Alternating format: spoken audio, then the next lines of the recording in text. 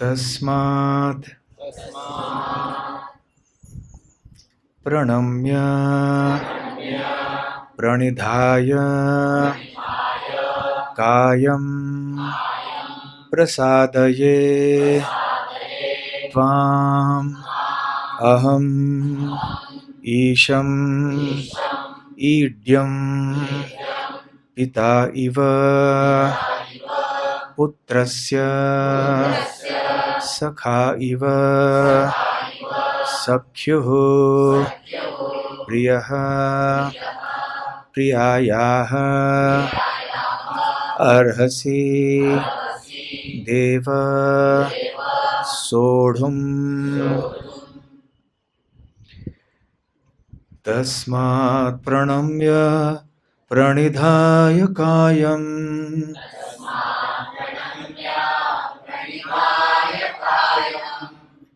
प्रसादये त्वामहमीशमीड्यम्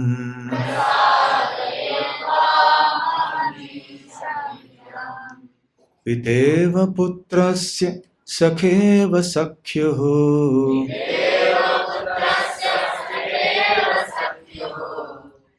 प्रियः प्रियायार्हसि देव सोढुम्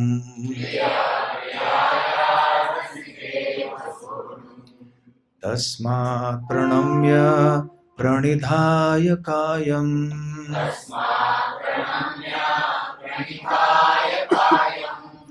प्रसादये त्वामहमीशमीड्यम्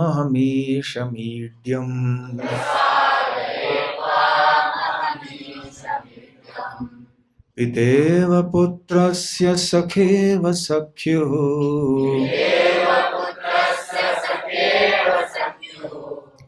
प्रियः प्रियायार्हसि देव सोढुम्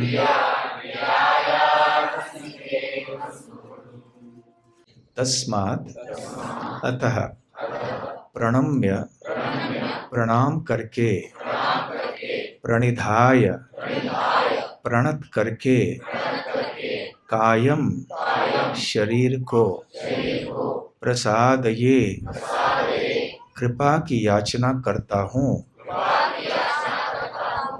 त्वाम आपसे अहम मैं ईशम भगवान से ईड्यम पूज्य पिता इव पिता तुल्य पुत्रस्य पुत्र का सखा इव मित्रवत सख्युः मित्र का प्रियः प्रेमी प्रियायाः प्रिया का अर्हसि आपको चाहिए देव मेरे प्रभु सोढुम सहन करना।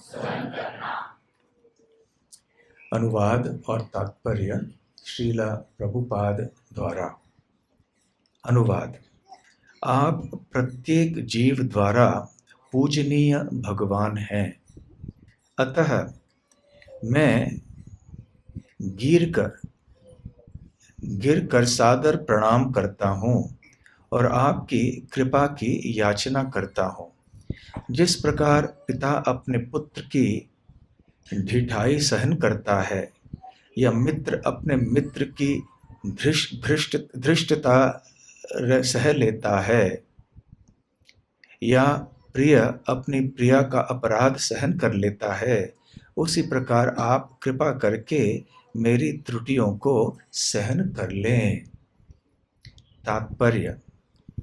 कृष्ण के भक्त उनके साथ विविध प्रकार के संबंध रखते हैं। कोई कृष्ण को पुत्रवत, कोई पति रूप में, कोई मित्र रूप में या कोई स्वामी के रूप में मान सकता है। कृष्ण और अर्जुन का संबंध मित्रता का है। जिस प्रकार पिता, पति या स्वामी सब अपराध सहन कर लेते हैं, उसी प्रकार कृष्ण सहन करते हैं। ओम ज्ञानतिमिरान्धस्य ज्ञानाञ्जनशलाकया चक्षुरुन्मीलितं येन तस्मै श्रीगुरवे नमः। श्रीचैतन्यमनोभीष्टं स्थापितं येन भूतले स्वयं रूप कदा मह्यं ददाति स्वपदान्तिकम्। वन्देऽहं श्रीगुरो श्रीयुतपदकमलं श्रीगुरून् वैष्णवांश्च श्रीरूपं साग्रजातं सहगणरघुनाथान्वितं तं सजीवं साद्वैतं सावधूतं परिजनसहितं कृष्णचैतन्यदेवं श्रीराधाकृष्णपादान् सहगणललिता श्रीविशाखान्वितांश्च नमो विष्णुपादाय कृष्णप्रेष्ठाय भूतले श्रीमते भक्तिवेदान्त स्वामिनिति नामिने। नमस्ते सारस्वते देवे गौरवाणी प्रचारिणे निर्विशेष शून्यवादी पाश्चात्यदेशतारिणे मुखं करोति वाचालं पङ्गुं लङ्घायते गिरिं यत्कृपातमहं वन्दे श्रीगुरून् दीनतारणम्। वाञ्छाकल्पतरुभ्यश्च कृपा सिन्धुभ्य एव च पतितानां पावनेभ्यो वैष्णवेभ्यो नमो नमः। नमो महावदान्याय कृष्णप्रेमप्रदायते कृष्णाय कृष्णचैतन्य नाम्ने गौरद्विषे नमः।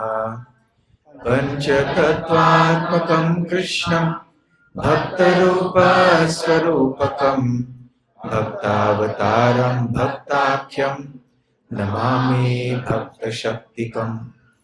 आराध्यो भगवान् ब्रजेशतनयस्तद्धाम वृन्दावनम् रम्या काचिदुपासना व्रजवधू वर्गेण या कल्पिता।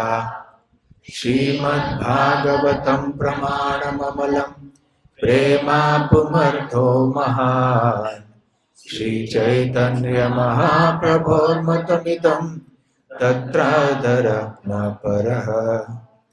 हे कृष्ण करुणा सिन्धो दीनबन्धो जगत्पते गोपेश गोपिकान्त राधाकान्त नमोस्तुते। तप्त कांचन गौरांगी राधे वृंदावनेश्वरी वृषभानुसुते देवी प्रणमामि हरिप्रिये। जय श्री कृष्ण चैतन्य प्रभु नित्यानंद श्री अद्वैत गदाधर श्रीवासादि गौर भक्त वृंद। हरे कृष्णा कृष्णा कृष्णा हरे हरे हरे राम राम राम हरे हरे।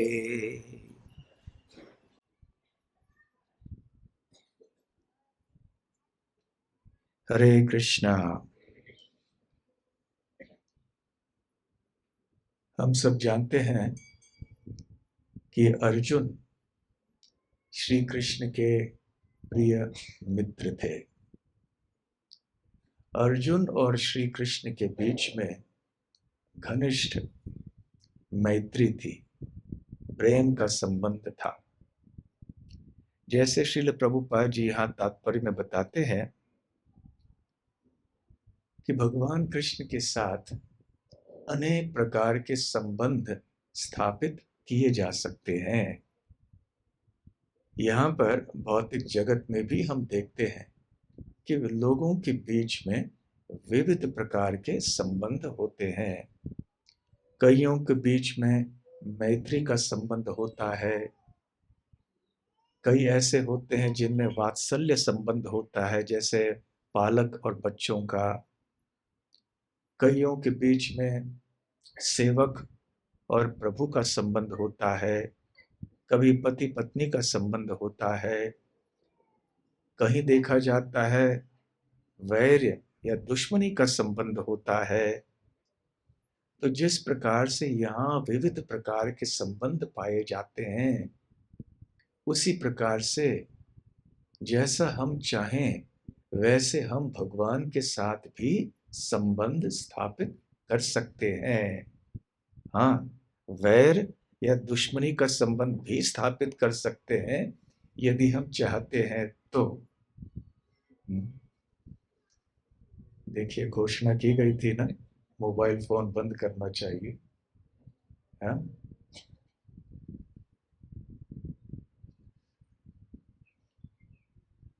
अब ये कृपया आप देख लीजिए, अपने फोन को खोल कर देख लीजिए।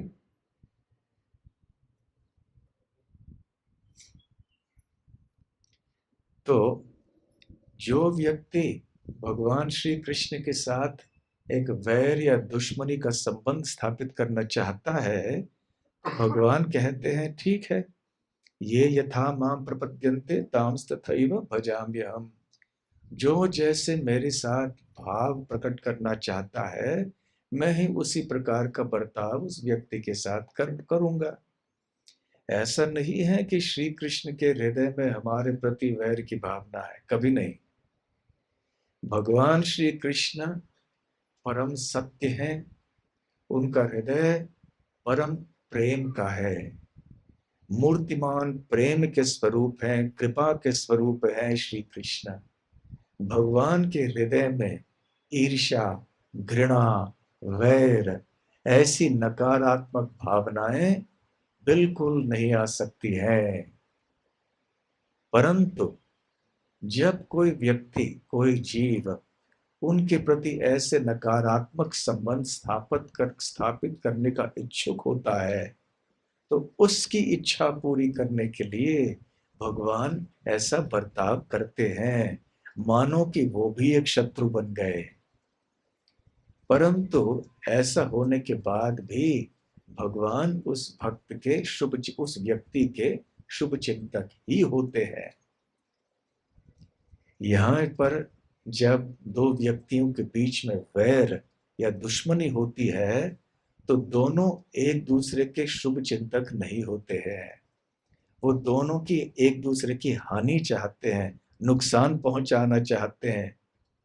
परंतु भगवान श्री कृष्ण के हृदय में ऐसे कोई भावना नहीं है। जब वो वैर करने की नकल भी करते हैं, साथ साथ उस तथाकथित दुश्मनी का फल ये होता है कि उस वैर करने वाले व्यक्ति का उद्धार हो जाता है, यदि वो भगवान के हाथों मारा जाता है तो। अन्यथा क्या होता है, केवल भगवान से वैर करने से, नास्तिकवाद आदि ऐसे सिद्धांतों का या वादों का पालन करने से व्यक्ति केवल नारकीय अवस्था में चले जाएगा। बारंबार उसे नरक में जन्म लेना पड़ेगा, फिर निम्न श्रेणी के योनियों में जन्म लेना पड़ेगा। तो उसकी भलाई कैसे होगी? केवल भक्तों के संग में आकर, जब वो समझेगा कि हाँ भगवान है और भगवान के साथ हमारा प्रेम का संबंध शाश्वत रूप से विद्यमान है, परंतु हम भूल चुके हैं और हमारे जीवन का ध्येय है, हमारे जीवन में सुख और सफलता प्राप्त करने का एकमात्र उपाय है कि हम भगवान कृष्ण के साथ उसी प्रेम के संबंध को स्थापित कर लें जो कि हम भूल चुके हैं। जिन भगवान को हमने ठुकरा दिया है, अभी हमें पुनः उनके चरण कमलों में जाकर आश्रय ग्रहण करना है। तो भक्ति की अवस्था में ऐसे प्रेम के संबंध हो सकते हैं, जैसे मित्र, प्रेमी, बच्चे, वात्सल्य इत्यादि। तो अर्जुन श्री कृष्ण के सखा हैं, उनके मित्र हैं, और इसलिए मित्र होने के कारण वो श्री कृष्ण के साथ जब उठते बैठते थे, खाते पीते थे, तो इतने निकट के संबंध में कोई ऐसे विशेष सम्मान आदि नहीं करते थे। जैसे दो मित्रों के बीच में जो बोलचाल होती है, रहन सहन आदि होता है, ऐसे बर्ताव में एक मित्र ऐसा नहीं है कि दूसरे के चरण में पड़ता है, उसको प्रणाम करता है। आपस में मित्र लोग कैसे रहते हैं? बराबर के रहते हैं, एक दूसरे का हंसी मजाक उड़ाते हैं। तो उसी प्रकार से अर्जुन भी कर रहे थे श्री कृष्ण के साथ। परंतु हमें याद रखना चाहिए कि अर्जुन और श्री कृष्ण का संबंध परम प्रेम के स्तर पर है, इसलिए हम नकल नहीं कर सकते। तो जब भगवान श्री कृष्ण में भगवत गीता के 11वें अध्याय में जैसे वर्णित है, विराट रूप अपना दिखाया, तो अर्जुन का सर चकरा गया और अर्जुन सोचने लगा कि अरे, मैंने कितनी बड़ी गलती की। ये तो परम सत्य है, भगवान है, और मैंने तो उनको साधारण व्यक्ति माना, मैंने उनको अपना मित्र ही माना, और इसलिए मैंने बहुत अपराध कर लिया भगवान श्री कृष्ण के चरण कमलों में। फिर अर्जुन ने भगवान श्री कृष्ण की स्तुति करना आरंभ किया। हमें याद रखना है कि भगवान श्री कृष्ण के शुद्ध भक्त जो होते हैं और विशेष रूप से जो वृंदावन के भाव में उनसे प्रेम करते हैं, उन्हें विराट रूप के प्रति आकर्षण नहीं है। अर्जुन तो वृंदावन के भाव में नहीं है, वो द्वारका के भाव में है, फिर भी शुद्ध भक्त हैं, सख्य भाव में है, मैत्री का संबंध है। परंतु श्रील प्रभुपाद जी समझाते हैं कि सारी दुनिया को समझाने के लिए कि श्री कृष्ण कोई साधारण व्यक्ति नहीं है, और ये साबित करने के लिए कि यदि कोई व्यक्ति अपने आप को भगवान कह के घोषित करता है, तो श्री कृष्ण की तरह ही उसे भी अपना विराट रूप प्रदर्शित करना चाहिए। और यदि कोई ऐसे अपने विराट रूप को प्रदर्शित नहीं कर पाता है, तो हमें जान लेना चाहिए कि वो भगवान कदापि नहीं हो सकते। तो विराट रूप को दिखाने से श्री कृष्ण का उद्देश्य ये नहीं था कि वो अर्जुन को आकृष्ट करें। अर्जुन तो पहले से आकृष्ट थे, पहले से कृष्ण प्रेमी थे वो, परंतु अर्जुन को निमित्त बनाकर वो सारी दुनिया को दिखाना चाहते थे कि देखो, मैं अर्जुन के साथ ऐसे साधारण मित्रों की तरह बर्ताव कर रहा हूँ, मैं भी माता यशोदा के साथ एक साधारण बच्चे की तरह बर्ताव करता हूँ, मैं गोपियों के साथ भी एक ग्वाल बाल तरुण की तरह मैं बर्ताव करता हूँ। परंतु ये नहीं सोचना कि मैं एक साधारण मनुष्य हूँ, मैं परम सत्य हूँ। इसलिए ऐसा कोई संशय किसी के मन में न उत्पन्न हो। भगवान श्री कृष्ण ने अर्जुन को विराट रूप दिखाया, और जब दिखाया तो अर्जुन के मन में संकोच हुआ कि अरे, मैंने श्री कृष्ण के प्रति बहुत अपराध किए। और भगवान की स्तुति करते करते अर्जुन ने श्री कृष्ण की कृपा याचना भी की। उन्होंने कहा, सखेति मत्वा प्रसभम यदुक्तम, हे कृष्ण हे यादव हे सखेति, कि हे कृष्ण, आपको सखा मान के, सखा इति मत्वा, तो आपको सखा मान के, प्रसभम यदुक्तम, मैंने आपके प्रति बहुत सारे अपराध किए। और मैंने क्या किया, आपको बुलाया अलग अलग नामों से, जैसे हे कृष्ण, हे यादव, हे सखा इति, इस प्रकार से मैंने आपको बुलाया। अजानता महिमानम तवेदम, मैं आपकी महिमा को नहीं जानता था। मया प्रमादात प्रणयेन वा अपि, और कभी कभी मेरे पागलपन में मैंने प्रेम में कभी कभी मैंने आपको आपकी महानता को न जानते हुए ऐसे नामों से पुकारा। कभी कभी हम बैठते खाते पीते आपके साथ, कभी उसी आसन पे शयन करता था, बैठता था, हम लोग उपहास आदि करते थे। तो कृपया क्षमा कर दीजिए मुझे, ऐसे अर्जुन ने याचना की। और फिर कहा कि वास्तव में पितासी लोकस्य चराचरस्य, कि चर अचर प्राणियों के इस संपूर्ण सृष्टि के पिता ही हैं आप। त्वमस्य पूज्यश्च, और आप ही हैं एक व्यक्ति जो पूजनीय है।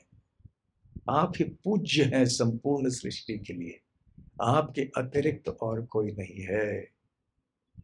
ऐसे अर्जुन ने सारी दुनिया के लिए स्थापित किया है ये सत्य कि श्री कृष्ण संपूर्ण सृष्टि के लिए एकमात्र पूजनीय व्यक्ति हैं, सर्वोच्च व्यक्ति हैं। और इसी बात को आज के श्लोक में भी, आज जिस श्लोक की हम चर्चा कर रहे हैं उसी में श्री अर्जुन ऐसे ही कह रहे हैं कि वास्तव में आप क्या हैं? आप अहम ईशम ईड्यम, आप ही मेरे ईश हैं, आप ही ईड्य अर्थात जो पूजनीय है। तो पूजनीय कौन व्यक्ति होते हैं? जो हर दृष्टि से श्रेष्ठ होते हैं। श्रेष्ठ व्यक्ति पूजनीय होते हैं।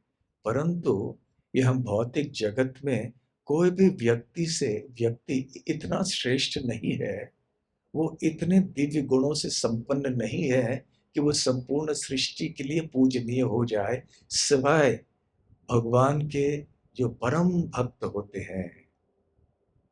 उनमें भी भगवान श्री कृष्ण के गुण अणुमात्रा में आ ही जाते हैं।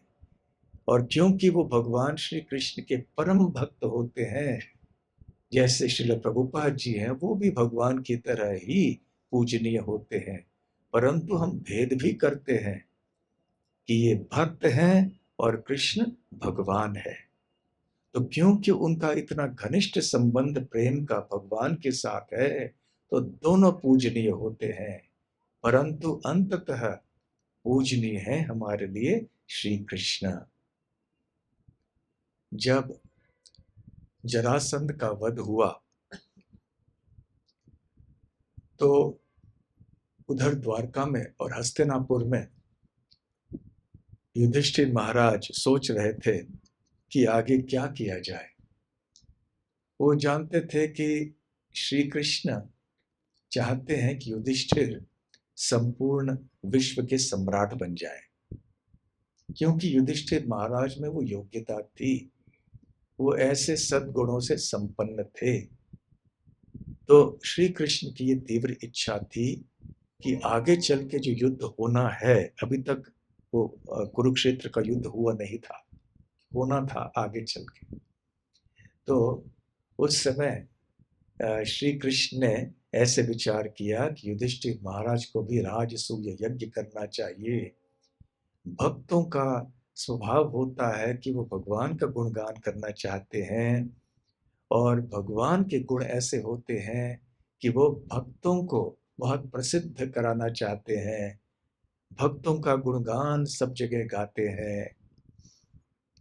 तो फिर वहां पर युधिष्ठिर महाराज अपने भाइयों के साथ में विराजमान थे और राजसूय यज्ञ की तैयारियां प्रारंभ हो गई। तो पांडवों ने जगह जगह जाकर धनार्जन किया और इसके बाद ये सारा धन लेकर आए युधिष्ठिर महाराज के पास। उधर युधिष्ठिर महाराज श्री कृष्ण के सामने आए और कहने लगे कि हे कृष्ण, आपकी संतुष्टि के लिए ही हम यहाँ पर बैठे हैं इस राज सिंहासन पर। आपकी ही इच्छा है कि मैं विश्व का सम्राट बनूं, तो आपकी संतुष्टि के लिए ही फिर अभी ये राजसूय यज्ञ हम संपन्न करने जा रहे हैं, हम तैयारियां प्रारंभ कर रहे हैं।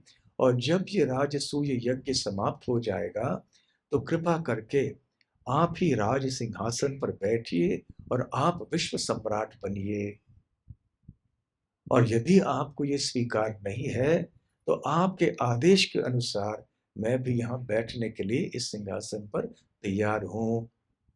युधिष्ठिर महाराज अपने घमंड के कारण, अहंकार के कारण राज सिंहासन पर बैठने के लिए तैयार नहीं थे। वो इसलिए उस पद को स्वीकार करने के लिए तैयार थे क्योंकि श्री कृष्ण चाहते थे। साधारणतः लोग दुनिया में ऊंचे पद में बैठना चाहते हैं, परंतु वो केवल अहंकार के कारण। परंतु भगवान के जो भक्त होते हैं, वो अहंकार के कारण किसी पद को स्वीकार नहीं करते हैं। वो भगवान की सेवा के लिए सिर्फ स्वीकार करते हैं। तो श्री कृष्ण ने कहा युधिष्ठिर से कि नहीं नहीं युधिष्ठिर, तुम ही योग्य व्यक्ति हो इस राज सिंहासन पर बैठने के लिए, विश्व सम्राट बनने के लिए। तो युधिष्ठिर महाराज ने कहा कि हे कृष्ण, जितने भी ये संपूर्ण सृष्टि के पालक देव आदि हैं, ब्रह्मा इत्यादि, इंद्र चंद्र वरुण, इस सारे आपके आदेशों को उनके सर पे स्वीकार करते हैं, शिरोधारी कह के। और ये है आपका पद, आपका स्थान। फिर भी हम जैसे झूठे और तुच्छ मूर्ख जैसे छोटे छोटे व्यक्ति होते हैं, जो अपने आप को बहुत बड़ा मानते हैं, जो राज सिंहासन पर बैठने के लिए योग्य मानते हैं, और आप हम सबके सेवक बन जाते हैं और हमारे आदेशों का पालन आप करते हैं। आप इस प्रकार से बर्ताव करते हैं कि जैसे आप एक साधारण मनुष्य हैं। और ये केवल एक विडंबना है आपके लिए। आप एक नट के समान है, जो नाटक में कोई भूमिका निभाता है। जैसे कभी-कभी एक बहुत धनी व्यक्ति जब नाटक में कोई भूमिका निभा रहा है, हो सकता है वो बहुत गरीब व्यक्ति की भूमिका निभाए। जब लोग उसको देखेंगे कि अरे ये तो गरीब व्यक्ति है, ये तो केवल नाटक में है। वास्तविक स्थिति है कि वो बहुत धनी आदमी है। ठीक उसी प्रकार से जब श्री कृष्ण अपने भक्तों के बीच में आते हैं, तो वो अपने भक्तों का सेवक बनने में आनंद लेते हैं। जैसे एक नट नाटक में ऐसे कोई भूमिका लेता है। परंतु हम जानते हैं कि श्री कृष्ण आप कैसे हैं, आप तो परम सत्य ही हैं। आप सूर्य के समान हैं। जब सूर्य का उदय होता है और सूरज आसमान में चढ़ता है, और चढ़ के फिर धीरे धीरे वो उदित हो जाता है, अस्त हो जाता है। और उस समय हम लोग जो यहाँ पृथ्वी लोक पर रह रहे होते हैं, हमारे लिए अलग अलग अनुभव होते हैं तापमान का। दोपहर के समय हमें गर्मी लगती है। जब सायंकाल का समय आता है, तो वातावरण थोड़ा शीतल हो जाता है। लेकिन सूर्य के लिए कोई फर्क नहीं पड़ता है। सूर्य का तापमान उतना ही होता है, चाहे सूर्योदय के समय हो, सूर्यास्त के समय हो, मध्याह्न के समय हो या रात्रि के समय हो। पृथ्वी पे रहने वाले लोगों को तापमान में अंतर की अनुभूति होती है, परंतु सूर्य के लिए नहीं। ठीक उसी प्रकार से हे कृष्ण, यहाँ पर इस भौतिक जगत में आप आके तरह तरह की भूमिकाएं निभाते हैं। आपको ना तो मान से कुछ लेना देना है, सम्मान से, ना फिर अपमान से। आप इन सारे मिथ्या जो उपाधियां हैं, इनसे आप परे हैं। ऐसे युधिष्ठिर महाराज श्री कृष्ण का गुणगान करने लगे। और उसके बाद फिर यज्ञों की तैयारी शुरू हो गई। और संपूर्ण विश्व से, संपूर्ण पृथ्वी से जो बड़े बड़े राजा थे, उनको निमंत्रण दिया गया। और जो बड़े ऋषि मुनि थे, उनको भी बुलाया गया। यहाँ तक कि ऊपरी लोकों के जो देवता थे, उनको भी निमंत्रण भेजा गया। और धीरे धीरे धीरे से सारे कोने कोने से, दूर दूर से भी बहुत सारे लोग वहां पर आए। और युधिष्ठिर महाराज ने ऐसी अ, भव्य व्यवस्था की थी रहने के लिए, उनके स्वागत के लिए आदि, कि सभी लोग चकाचौंध रह गए। और भगवान श्री कृष्ण ने भी उस व्यवस्था में बहुत सेवा की, सबके चरण धोए, जितने भी अतिथि थे। दुर्योधन, शकुनी, सबने सेवा की उस समय। इससे हम ये जान सकते हैं कि यह कुरुक्षेत्र युद्ध के पहले हुआ था। तो खैर, ऐसे सब व्यवस्थाएं हो रही थी। उधर यज्ञ मंडप आदि भी तैयार किए जा रहे थे। जो मंत्रों का उच्चारण प्रारंभ हो गया, जितने भी विधियों के अनुसार करना था वो सब हो गया। ऐसे कई दिन बीत गए और सब कुछ परिपूर्ण तरह से हो गया, एक भी त्रुटि नहीं हुई। प्रभुपाद जी बताते हैं कृष्ण पूर्ण पुरुषोत्तम में कि ऐसे एक पुरोहित वहां पर हुआ करते थे, जो केवल ये देखते थे कि मंत्रों के उच्चारण में या फिर कोई यज्ञ के विधि विधि आदि में कोई दोष तो ना हो, और ये दोष दिखाई पड़ता तो वो तुरंत उसको ठीक कर देते। तो इस तरह से ये राजसूय यज्ञ पूरी तरह से संपन्न हो गया, बिना कोई त्रुटि के, कोई दोष नहीं था उसमें। अब समय आया एक अनुष्ठान के लिए, जिसमें कि सभा में सबसे श्रेष्ठ व्यक्ति को चुना जाना था और उस व्यक्ति की पूजा होनी थी। श्रील प्रभुपाद जी कहते हैं इसको अग्र पूजा कहते हैं। और ये इसी के समान है जैसे मनुष्यों के बीच में हम जब रहते हैं, कोई समिति बनाई जाती है, तो कोई समिति में किसी को अध्यक्ष चुना जाता है। ये हम देश में भी देखते हैं, चुनाव होता है, कोई सरकार आती है चुन के, फिर जो चुने गए हैं वो लोग फिर किसी को अपना प्रमुख चुनते हैं, फिर वो प्रधानमंत्री बन जाते हैं, मुख्यमंत्री बन जाते हैं। तो ठीक उसी प्रकार से जब ऐसी सभा थी वहां पे, तो प्रथा थी कि सबसे श्रेष्ठ व्यक्ति को, सबसे पूजनीय व्यक्ति को चुना जाना चाहिए और उनकी उपासना वहां होनी चाहिए, अर्घ्य आदि उनको अर्पण किया जाना चाहिए। तो ये इसको अग्र पूजा कहते हैं। तो जब अग्र पूजा का समय आया, तो भीष्मदेव, ऐसे महाभारत में वर्णन है, तो श्रीमद् भागवतम और महाभारत के वर्णनों को मैं मिला के बता रहा हूं। तो भीष्मदेव ने आके युधिष्ठिर महाराज से कहा कि अरे युधिष्ठिर, अभी अग्र पूजा का समय हो गया है, तो चलो तैयारियां की जाएं। तो युधिष्ठिर महाराज ने कहा कि ठीक है, परंतु अग्र पूजा के लिए कौन योग्य व्यक्ति है? तो भीष्मदेव ने कहा कि निस्संदेह श्री कृष्ण ही योग्य व्यक्ति हैं, जो कि अग्र पूजा के लिए पात्र हैं। तो वो तो परम सत्य हैं, संपूर्ण सृष्टि के स्वामी हैं, और वो यहाँ पर देवताओं के उद्देश्य को पूर्ण करने के लिए प्रकट हुए हैं। हम सब तो उनके दास हैं, और उनके जो ऐश्वर्य हैं वो असीमित हैं। और ऐसे भीष्मदेव भूरी भूरी प्रशंसा श्री कृष्ण की करने लगे।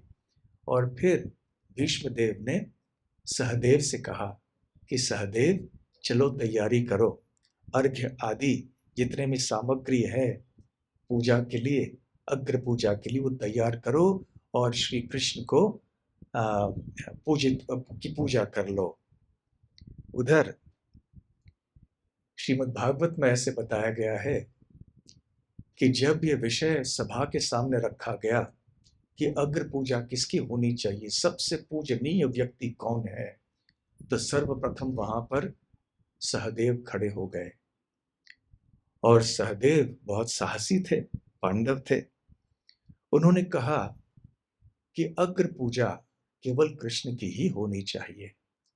श्री कृष्ण यदुवंशियों में से सर्वश्रेष्ठ हैं, अपने भक्तों के रक्षक हैं, और सबसे योग्य, सबसे उन्नत व्यक्ति वही हैं। यहां तक कि इस सभा में हम देखते हैं कि बहुत सारे श्रेष्ठ व्यक्ति आए हैं, बलवान व्यक्ति आए हैं, योग्य व्यक्ति आए हैं, ब्रह्मांड के कोने-कोने से देवता गण भी आए हैं। फिर भी इन सब के बीच में श्री कृष्ण का स्थान अद्वितीय है, अतुलनीय है। इसलिए श्री कृष्ण की ही पूजा होनी चाहिए। जो भी चीज हमारे अनुभव ऐसी है जिसको हम ऐश्वर्य मानते हैं, वो असीमित मात्रा में श्री कृष्ण में विद्यमान है। और श्री कृष्ण ही इस संपूर्ण सृष्टि के आत्मा है। जैसे हर एक शरीर को चलाने के लिए अंदर एक आत्मा होती है, वैसे इस ब्रह्मांड को चलाने के लिए आत्मा तो स्वयं श्री कृष्ण है। सारे यज्ञ आदि हैं, सारे मंत्रों का उच्चारण है, सारे धार्मिक क्रियाएं हैं, सारे जो आत्म साक्षात्कार की पद्धतियां हैं, ये सारे के सारे केवल श्री कृष्ण को प्राप्त करने के लिए और उनको प्रसन्न करने के लिए हैं। तो इसलिए श्री कृष्ण जिनका शरीर सच्चिदानंद है, वो श्री कृष्ण जिनके शरीर के किसी एक अवयव से अन्य अवयवों का कार्य संपन्न कर सकते हैं, उन्हीं की पूजा होनी चाहिए। तो वहां पे जितने भी लोग उपस्थित थे उस सभा में, उन सब ने हाँ में हाँ मिलाई और प्रशंसा की सहदेव की बातों की, अनुमोदन किया, सराहना की और कहा कि हाँ, सहदेव ने बिल्कुल ठीक कहा है। और उसके बाद युधिष्ठिर महाराज ने बड़े हर्षित होकर श्री कृष्ण के चरण कमलों को धोया, जैसे कि अग्र पूजा में किया जाता है, और उनकी आरती उतारी गई, अर्घ्य आदि अर्पण किया गया। और फिर जो चरणामृत था श्री कृष्ण का, चरणों का अमृत, उसको अपने सर पे स्वीकार किया युधिष्ठिर महाराज ने, और न केवल अपने परिवार के सदस्यों के ऊपर छिड़का दिया, परंतु अपने यदुवंशियों के ऊपर भी छिड़का दिया। तो उधर महाभारत में थोड़ा सा अलग वर्णन है कि सबसे पहले जब युधिष्ठिर महाराज ने भीष्मदेव से पूछा कि अग्र पूजा किन की जानी चाहिए, तो भीष्मदेव ने तो तुरंत कहा था कि कृष्ण की पूजा होनी चाहिए। उस समय शिशुपाल खड़ा हो गया। शिशुपाल की बात तो का नाम तो आप सबने सुना है। शिशुपाल असुरी वृत्ति का व्यक्ति था, यद्यपि वो भी श्री कृष्ण का रिश्तेदार था। श्री कृष्ण के पिता और शिशुपाल की माता वो भाई बहन थे, इतना घनिष्ठ संबंध था। फिर भी शिशुपाल जन्म से ही ईर्ष्या करता था श्री कृष्ण से। तो शिशुपाल कहने लगा, भीष्मदेव को डांटने लगा, जो कि उचित नहीं था। हर दृष्टि से भीष्मदेव शिशुपाल से वरिष्ठ थे, तो ये बहुत बड़ा अपराध किया शिशुपाल ने। परंतु उन्होंने कहा कि हे भीष्मदेव, हे पितामह, आपने क्या कर दिया? आपने सहदेव जैसे छोटे बालक को पथभ्रष्ट कर दिया, गलत मार्गदर्शन किया, ये कहकर कि श्री कृष्ण को की अग्र पूजा होनी चाहिए। तो किस आधार पर आप ऐसे घोषणा कर रहे हैं कि कृष्ण ही सर्वश्रेष्ठ हैं, वही पूजनीय हैं हम सब के बीच में? यदि आप आयु के आधार पर कह रहे हैं, तो श्री कृष्ण से आयु में वरिष्ठ कितने लोग हैं? वसुदेव हैं, और कितने हैं? और यदि आप गुरुत्व या कौन सही गुरु हैं उनके आधार पर निर्णय लेना चाहते हैं, तो यहाँ पर द्रोणाचार्य हैं, कृपाचार्य हैं। यदि आप संत होने की दृष्टि से देखना चाहते हैं, तो यहाँ पर नारद मुनि हैं, यहाँ पर व्यासदेव जी हैं, कितने बड़े बड़े ऋषि मुनि आदि यहाँ पर हैं, तो इनको क्यों नहीं चुना गया? और यदि आप इस आधार पर सोच रहे हैं कि आपका साथ देने वाले आपके मित्र कौन हैं, तो कृष्ण ही क्यों, द्रुपद भी तो यहाँ पर खड़े हैं, उनकी भी अग्र पूजा क्यों नहीं? ये श्री कृष्ण हैं, ना तो कोई राजा है, ना कोई पुरोहित है, ना कोई गुरु है, ऐसी कोई योग्यता इनमें नहीं, न कोई पुण्य भी नहीं है इनमें। और फिर शिशुपाल श्री कृष्ण की ओर घिर के बोलने लगे कि अरे वासुदेव, इन्होंने तो गलती कर ही दी, परंतु तुमने ऐसी गलती क्यों की कि तुमने ये अग्र पूजा स्वीकार कर ली? तुम्हारे अंदर क्या योग्यता है कि तुमने ऐसे साहस कर ली? जिस प्रकार से एक जानवर जाके किसी यज्ञ में घी को चाटने लगता है, तुम भी यहाँ पर आके इस तरह से कार्य कर रहे हो। तो जैसे ही उसने कहा ऐसे, और गुस्सा आ गया शिशुपाल को ईर्ष्या के कारण, और खड़े होकर शिशुपाल वहां से निकल गया। युधिष्ठिर महाराज धर्मराज हैं, उनका हृदय थोड़ा पिघल गया कि अरे ये मेरे अतिथि हैं, अतिथि मेरे यहाँ पर आके ऐसे क्रोधित होकर दुखी होकर चले जाएं, ये ठीक नहीं है। तो वो पीछे गए शिशुपाल के, अरे शिशुपाल आइए बैठिए, ऐसे चले मत जाइए। तो शिशुपाल आके बैठे। उधर भीष्म देव ने कहा, युधिष्ठिर, ऐसे शिशुपाल को बुलाने की कोई आवश्यकता नहीं है। जो व्यक्ति श्री कृष्ण की आराधना करने के लिए विरोध करता है, वो इस प्रकार से वापस बुलाने जाने के योग्य नहीं है।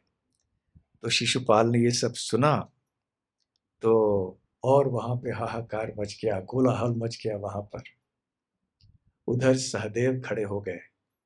सहदेव ने अपने पैरों को, अपने चरणों को उठाया और सारी सभा को दिखाया और कहा कि यदि किसी का साहस हो और वो श्री कृष्ण को अग्र पूजा में रोकने का इच्छुक है तो वो सामने आए, मैं उसे मेरे पैरों के नीचे कुचल दूंगा। कोई है ऐसे व्यक्ति? ये सब क्षत्रिय भाव था ना, उस समय में ऐसे होते थे क्षत्रिय। तो जब ऐसे कहा सहदेव ने तो वहां सन्नाटा छा गया। वैसे तो सारे प्राय सभी लोग श्री कृष्ण के पक्ष में ही थे, परंतु केवल थोड़े लोग ऐसे थे जैसे शिशुपाल और उनके दो चार साथी थे। तो जैसे ही सहदेव ने ऐसे अपने पैर उठाए तो सबने वाह वाह वाह करना शुरू किया और ऊपर से फूलों की वृष्टि होने लगी कि सहदेव, तुमने बहुत अच्छा कार्य कर लिया। और उधर नारद मुनि भी कहने लगे कि जो भी श्री कृष्ण की उपासना करने के लिए तैयार नहीं है, जो ऐसा विरोध करता है, वो एक मृत व्यक्ति के समान है, एक शव के समान है। श्रीमद् भागवतम में शिशुपाल कहते हैं, जैसे ही सहदेव श्री कृष्ण को चुनते हैं अग्र पूजा के लिए, वो कहते हैं कि बड़ी विडंबना है, कितनी विचित्र परिस्थिति है।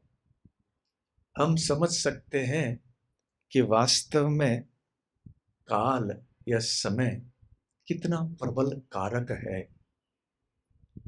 देखिए, काल के प्रभाव से यहाँ इतने बड़े बड़े विद्वान व्यक्ति, अनुभवी व्यक्ति सब भ्रमित हो चुके हैं।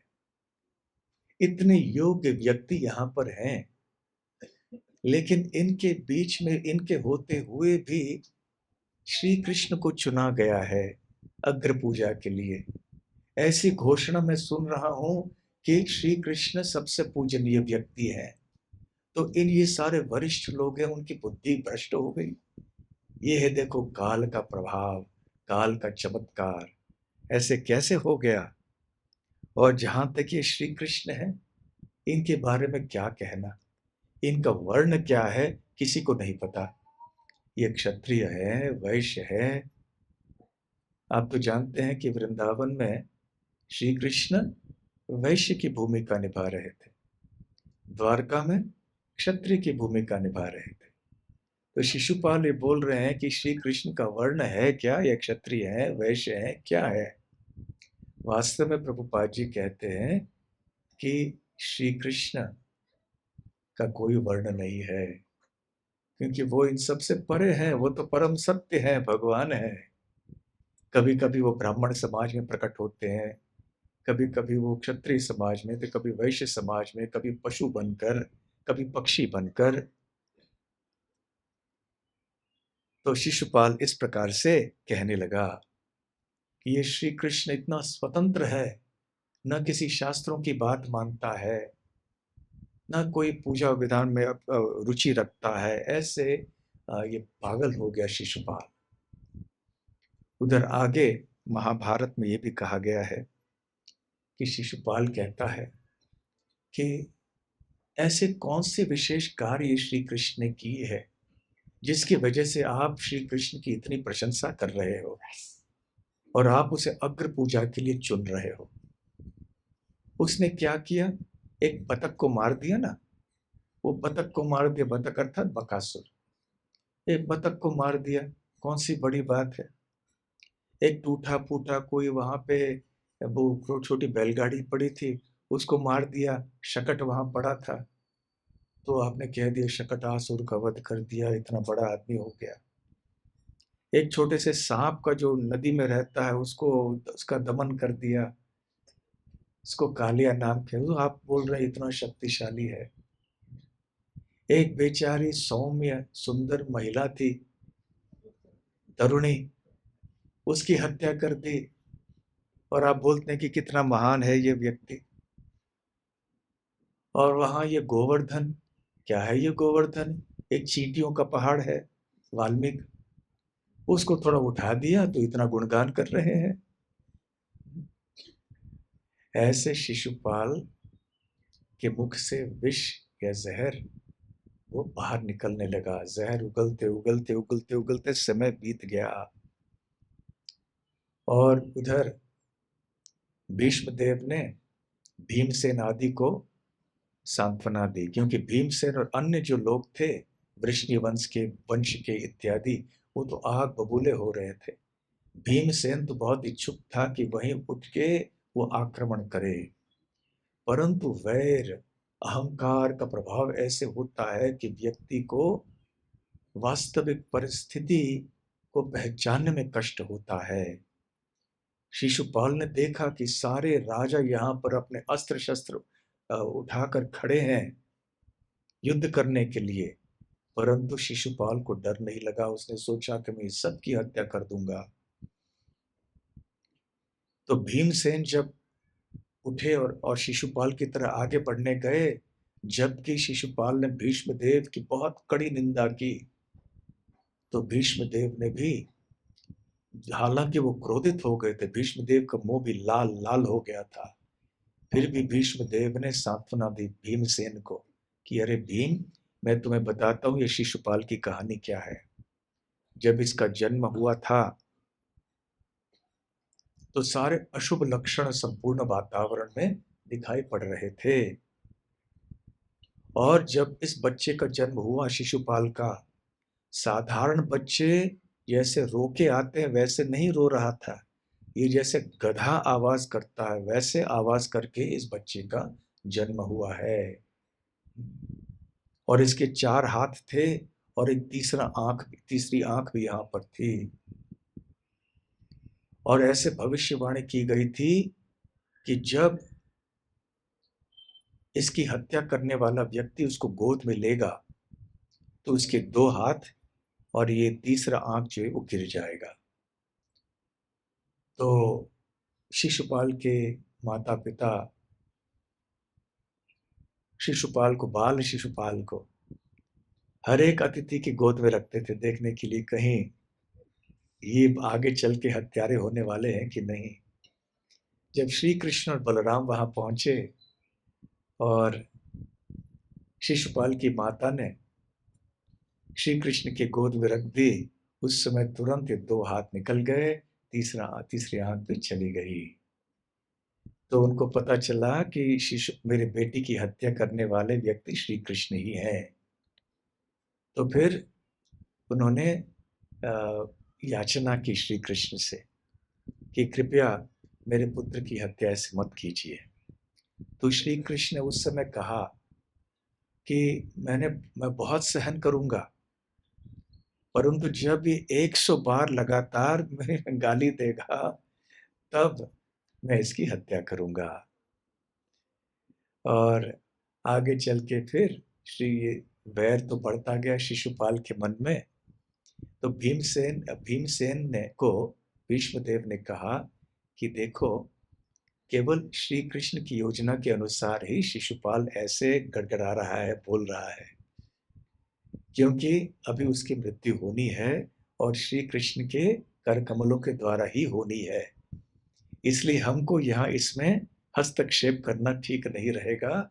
थोड़ा धीरज रखो और श्री कृष्ण शीघ्र ही शिशुपाल को ठीक कर देंगे।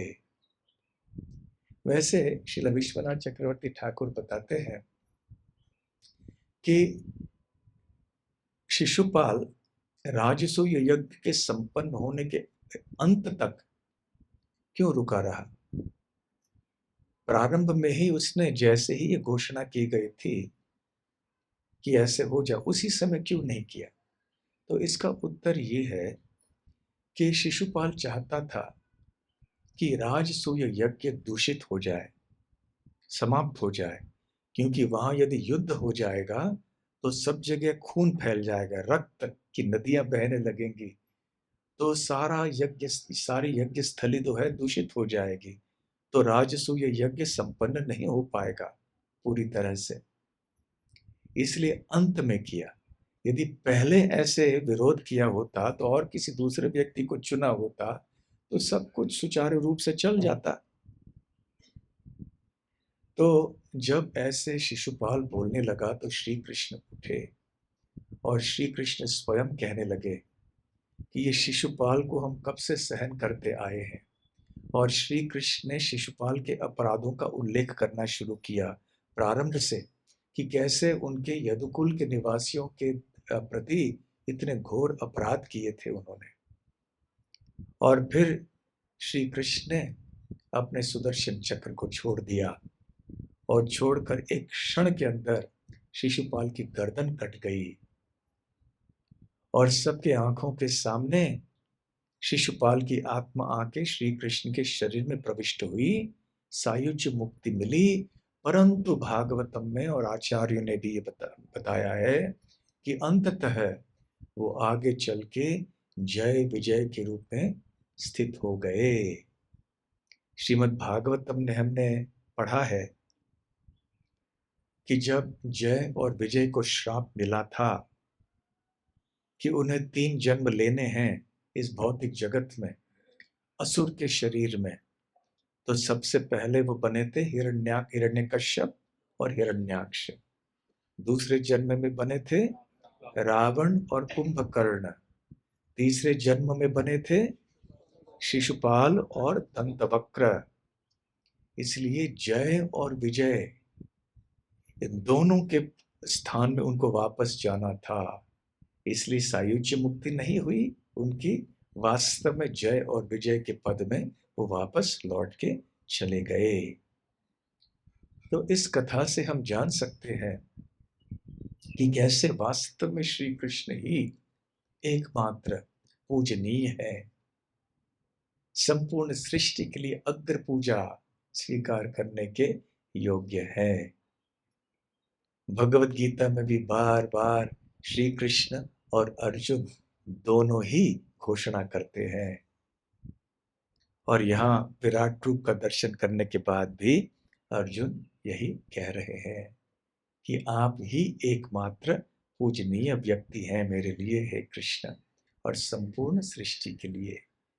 आहुस्त्वाम ऋषयः सर्वे देवर्षिर्नारदस्तथा असितो देवलो व्यासः स्वयं चैव ब्रवीषि में, कि हे कृष्ण, इतने बड़े बड़े ऋषि मुनि हैं जैसे कि असित, देवल, व्यास, नारद, उन सब ने घोषणा की है कि आप ही परम ब्रह्म हैं, आप ही परम धाम हैं, आप ही परम पवित्र हैं। और स्वयं आप भी इसी बात की पुष्टि अब कर रहे हैं।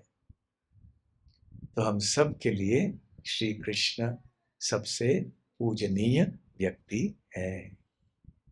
श्री श्री राधा गोकुलानंद की जय। गौर प्रेमानंदे। हरि हरि बोल। हरे कृष्णा। कोई प्रश्न है आपके? हाँ, माइक याद। हरे कृष्णा। हम शिशुपाल के कहानियां हम सुनते, मगर दंत वक्र के कोई विशेष कहानी होगी? किनकी? दंत वक्र की? हाँ, दंत वक्र के बारे में भी बताया गया है भागवतम में। दंत वक्र का वध भी श्री कृष्ण ने किया, और दंत वक्र का वध करने के बाद श्रील जीव गोस्वामी बताते हैं कि श्री कृष्ण पुनः वृंदावन गए। यद्यपि श्रीमद् भागवतम में इसका स्पष्ट रूप से उल्लेख नहीं है, परंतु श्रील जीव गोस्वामी अन्य स्थानों से, अन्य ग्रंथों से प्रमाण देके कहते हैं कि दंत वक्र की हत्या करने के बाद वो वृंदावन गए, थोड़े समय के लिए अपने प्रिय ब्रजवासियों को मिले। तो हाँ, दंत वक्र का वर्णन इतने विस्तार में नहीं है, परंतु इतना अवश्य है। कई एक अध्याय हैं ऐसे दशम स्कंद में, जिनमें श्री कृष्ण कैसे दंत वक्र का वध करते हैं, इसका वर्णन पाया जाता है। हाँ, और बच्चे को पूछना। हाँ,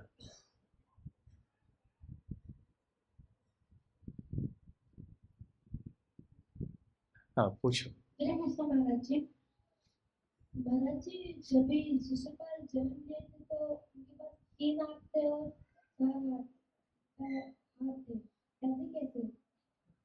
हाँ, ऐसे ही हुआ। अच्छा है कि हमारे साथ ऐसे नहीं होता है।